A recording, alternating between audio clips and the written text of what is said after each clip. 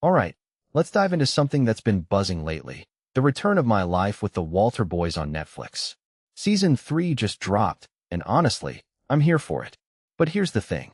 If you're like me, you've probably already binged it and are now craving more of that teen drama goodness. So, today, I'm breaking down 5 shows that scratch that same itch, but with a twist. Because let's be real, while Walter Boys has its charm, there's a whole world of teen dramas out there that are equally addictive, if not more. Personally, I think what makes this genre so compelling is how it captures the chaos of adolescence, the drama, the romance, the identity crises. It's like watching a car crash in slow motion, but in the best way possible. So, let's get into it. First up, The Summer I Turned Pretty. Now, if you haven't heard of this show, where have you been? It's everywhere. But what many people don't realize is that it's not just another love triangle story. Yes, Belly, Conrad, and Jeremiah are at the center of it. But what makes this really interesting is how it explores the shift from childhood friendships to something more complex. I mean, who hasn't felt that awkward tension when you suddenly see your childhood friend in a whole new light? What this really suggests is that growing up isn't just about romance. It's about redefining relationships. And the fact that it's based on a book series? Chef's kiss. Book-to-screen adaptations always bring that extra layer of depth, in my opinion. Next, let's talk about Never Have I Ever. Devi Vishwakarma is, hands down, one of the most relatable characters on TV right now. She's messy, she's ambitious, and she's trying to figure out who she is while dealing with grief and high school drama. What I love about this show is how it doesn't shy away from the flaws of its characters. Devi can be self-centered, but that's what makes her growth so satisfying. And the love triangle between her, Paxton, and Ben? It's not just about who she ends up with. It's about her learning to balance her desires with her responsibilities. If you take a step back and think about it, this show is as much about self-discovery as it is about romance. Mindy Kaling really knocked it out of the park with this one. Now, Every Year After is a bit of a wild card here. It's more of a slow burn, second chance romance, and it's a bit more aged up compared to the others. But what draws me to it is the nostalgia factor. Percy and Sam's story spans 6 summers, and when she returns after a decade, they're forced to confront the mistakes of their past. One thing that immediately stands out is how the show handles regret and redemption.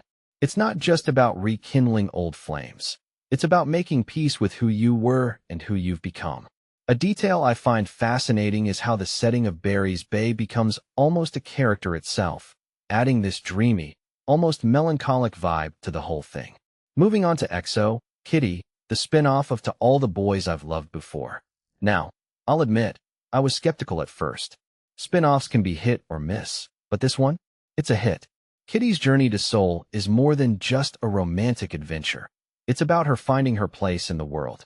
The love triangle, or should I say, love web, is chaotic, but it's also a reflection of how messy relationships can be when you're young.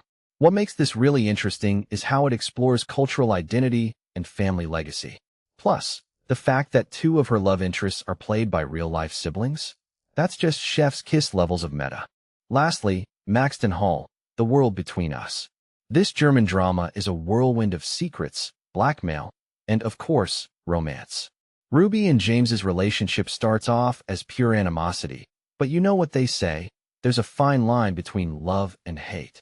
What many people don't realize is that this show isn't just about the romance. It's about class divides and the pressure to fit in. Ruby's scholarship to Maxton Hall is her ticket to a better future, but it also puts her in a world where she doesn't quite belong. This raises a deeper question. How much of ourselves are we willing to compromise for acceptance? It's a theme that resonates way beyond the teen drama genre.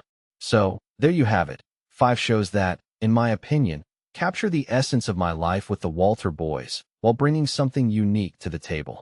Whether it's the nostalgia of Every Year After, the relatability of Never Have I Ever, or the chaos of Maxton Hall, each of these shows offers a fresh take on what it means to be young and in love.